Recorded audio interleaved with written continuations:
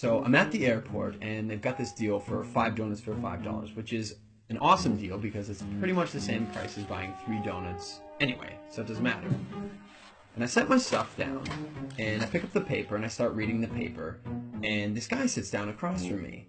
And so I, look over the paper, and he kind of gives me a bit of a smile, and I give him a bit of a nod, and I go back to reading the business section. A little while later, I hear this rustling on the table, and I'm like, I look over, and the guy has got his hand in the bag of donuts. Okay, that's a bit weird, but it doesn't really matter. The guy looks like he's homeless. He probably needs it more than I do.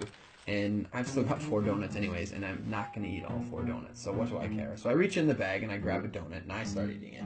And I go back to reading the paper.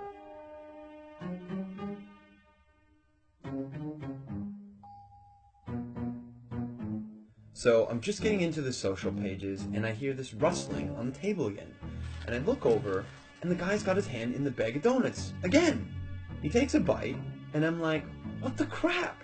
And now I'm getting a bit angry, but the precedent has been set, and so I don't feel like I can say anything. But I reach into the bag a bit more aggressively, I take a bite, and I just shake my head like, whatever. So a few minutes have gone by, and there's this call on the loudspeaker for the next departure, and the guy gets up and he starts gathering up all his stuff, and he gets to the end of the table and he stops, and I see him out of the corner of my eye, and he reaches into the bag and he pulls out the last donut, and I'm like, seriously? And he looks at me, he breaks it in two, and he hands it to me.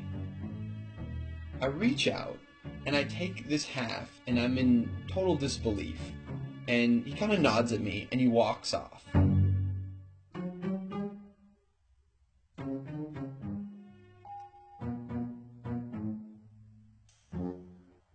So while I'm sitting here pondering the absurdity of what's just happened, I hear the call for my flight.